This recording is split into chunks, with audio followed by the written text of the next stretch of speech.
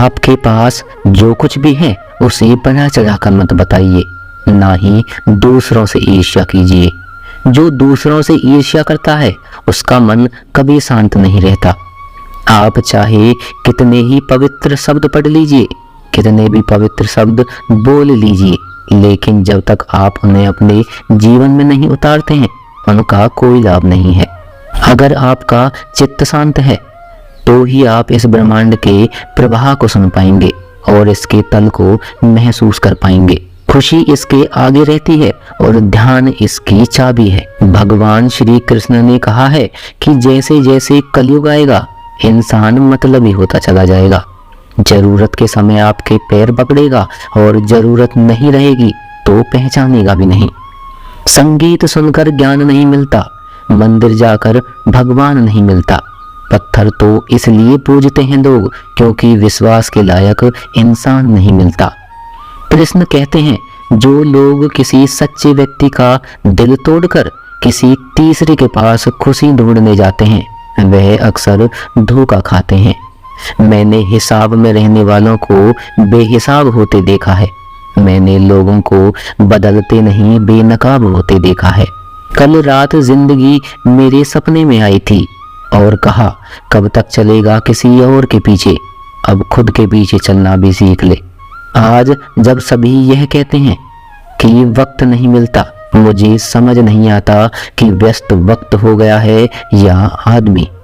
जिंदगी को मीठा बनाने के लिए अक्सर सही वक्त पर कड़वे घूंट पीना जरूरी है। बाद में बस यादें आती हैं, वक्त नहीं, इसलिए जी लो हर एक लम्हा गुजर जाने से पहले। कुछ इस तरह मैंने अपनी जिंदगी आसान बना ली, किसी को माफ कर दिया और किसी से माफी मांग ली। जीवन में सुख दुख आते हैं और चले जाते हैं, लेकिन इसी आने जाने के बीच में कहीं एक ऐसा सुख होता है जो कभी नहीं रहता और कोई एक ऐसा दुख होता है जो कभी नहीं जाता।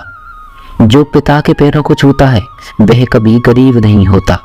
जो माँ के पैरों को छूता है वह कभी बदनसीब नहीं होता।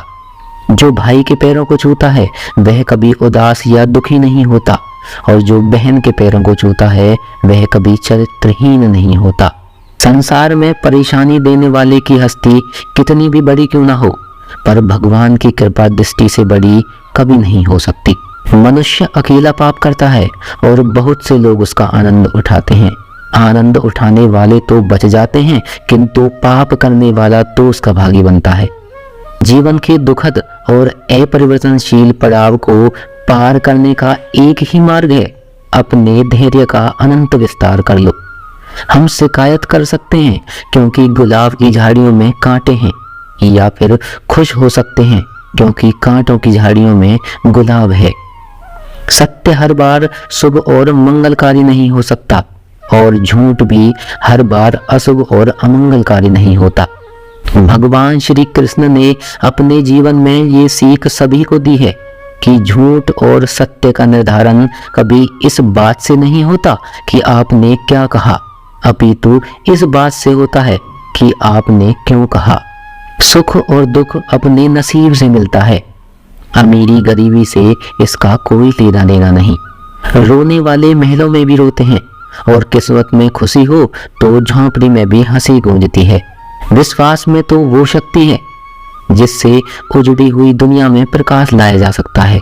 विश्वास पत्थर को भगवान बना सकता है और अविश्वास भगवान के बनाए इंसान को पत्थर दिल बना सकता है। किसी की यादों में घुट घुट कर मरने से अच्छा है कि आप अपनी ताकत को अपने लक्ष्य पर लगाओ और इतने सफल बन जाओ कि आपको छोड़ने वाला पछताने लगे। काम या व्यक्ति की चमक लोगों को दिखाई देती है, उसने कितने अंधेरे देखे ये कोई नहीं जानता। यदि सपने सच नहीं हो रहे हैं तो रास्ते बदलो, सिद्धांत नहीं, क्योंकि पेड़ हमेशा पत्तियां बदलते हैं, जड़ें नहीं। कोई भी व्यक्ति सिर मुड़ाने से या फिर उसके परिवार या फिर उसकी जाति में जन्म लेने से संत नहीं बनता। जिस व्यक्ति में सच्चाई और विवेक होता है वही धन्य है और वही संत है। दर्द तो तय है, ये आपके हाथों में नहीं है। हाँ, दुखी होना या ना होना वो आपके हाथ में अवश्य है। स्वास्थ्य सबसे बड़ा उपहार है, संतोष सबसे बड़ी संपत्ति और सबसे अच्छा रिश्ता है। हमारे विचारों का ही परिणाम है, जो हम सोचते हैं वो हम बन जाते हैं। अगर आध्यात्मिक मार्ग पर चलने के लिए आपको कोई साथ नहीं मिलता तो अकेले ही चलिए। आप अपने प्यार और स्नेह के उतने ही हकदार हैं जितना दुनिया में कोई अन्य व्यक्ति है। सभी बुराइयों से दूर रहने के लिए अच्छाई का विकास कीजिए और अपने मन में अच्छे विचार रखिए। एक वफादार, प्रतिष्ठित और धनी व्यक्ति जो भी जगह चुनता है वहां उसका सम्मान किया जाता है। बीता हुआ समय बीत चुका है और भविष्य अभी दूर है। वर्तमान ये वो समय है जिसमें आप जी सकते हैं। मौन रहना बहुत अच्छी बात है, लेकिन ऐसा मौन किस काम का जो आपके अस्तित्व को ही खत्म कर दे। मौन आपकी ताकत भी है और कमजोरी भी। बस आपको यह पता होना चाहिए कि कब आपको मौन रहना है और कब नहीं। जहां उम्मीद नहीं होती वहां तकलीफ की कोई गुंजाइश भी नहीं होती। हर कोई परेशान है मेरे ज्यादा बोलने से, और मैं परेशान हूँ अपने अंदर की खामोशी से। अच्छे कर्म अच्छे फल देते हैं। वो जो अपने परिवार से अत्यधिक जुड़ा है उसे भय और चिंता का सामना करना पड़ता है, क्योंकि सभी दुखों की जड़ लगाव है। इसलिए खुश रहने के लिए लगाव छोड़ देना चाहिए। वो जो हमारे चिंतन में रहता है वह करीब है, भले ही वास्तविकता में बहुत दूर क्यों ना हो। लेकिन जो हमारे हृदय में नहीं वह करीब होते हुए भी बहुत दूर होता है। जिनका ज्ञान बस किताबों तक सीमित है और जिसका धन दूसरों के कब्जे में है, वो जरूरत पड़ने पर ना अपना ज्ञान प्रयोग कर सकता है और ना अपना धन। जो लोग परमात्मा तक पहुंचना चाहते हैं उन्हें वाणी, मन, इंद्रियों की पवित्रता और एक दयालु हृदय की आवश्यकता होती है। लोगों को अपने सपने मत बताओ, बस उन्हें पूरा करके दिखाओ, क्योंकि लोग सुनना कम और देखना ज्यादा पसंद करते हैं। विश्वास में वो शक्ति है जिससे उजड़ी हुई दुनिया में प्रकाश लाया जा सकता है। विश्वास पत्थर को भगवान बना सकता है और अविश्वास पूरी दुनिया को आपके खिलाफ कर सकता है। भक्ति की डोरी दिखती तो नहीं है, पर मजबूत इतनी होती है कि परमात्मा तक को भी बांध सकती है। तुम्हारी सबसे बड़ी दौलत तुम्हारा वक्त है। जिसे भी दे रहे हो बहुत सोच समझ कर देना। दीपक का जीवन इसलिए वंदनीय नहीं है कि वह जलता है, अपितु इसलिए वंदनीय है क्योंकि वह दूसरों के लिए जलता है, दूसरों से नहीं जलता। दृढ़ इच्छा वो शास्त्र है जिसके साथ तुम्हारे ज्ञान और क्षमता में आश्चर्यजनक परिवर्तन आता है। अपमान प्रेम की गरिमा को भंग करता है। तुमसे प्रेम करने वाला कभी भी तुम्हारा अपमान नहीं कर सकता। जिनके लिए आप महत्वपूर्ण होंगे उनके पास आपसे जुड़े रहने के लिए कई बहाने होंगे, और जिनके लिए आप महत्वपूर्ण नहीं वो आपसे दूर जाने की हजार वजह खोज लेंगे। कोई फायदा नहीं किसी के पीछे जाने का।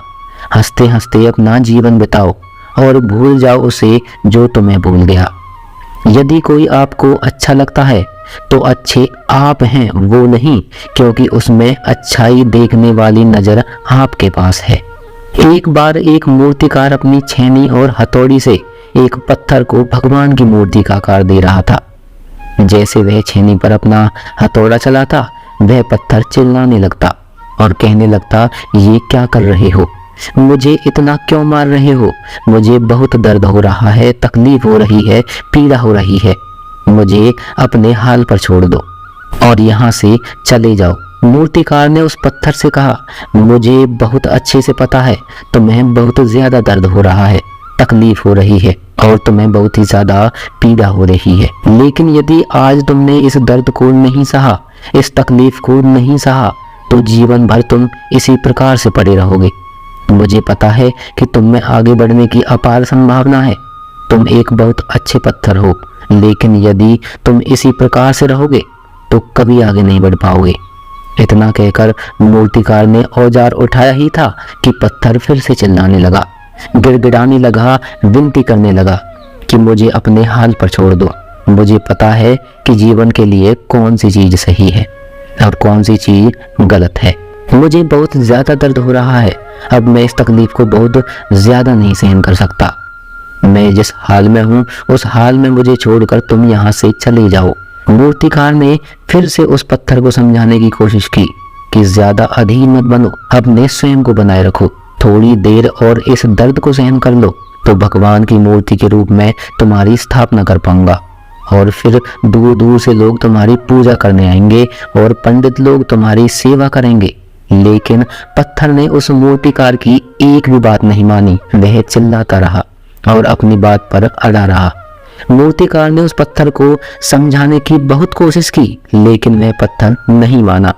मूर्तिकार भी थक चुका था और वह उस पत्थर को छोड़कर आगे बढ़ गया और थोड़ी ही दूर जाकर देखा कि एक और बहुत ही अच्छा पत्थर वहां पर पड़ा हुआ है। उसने छेनी हथौड़ी उठाई और उस पत्थर को मूर्ति बनाने के लिए तैयार हो गया। मूर्तिकार ने छेनी हथौड़ी से अपना काम दूसरे पत्थर पर जारी रखा।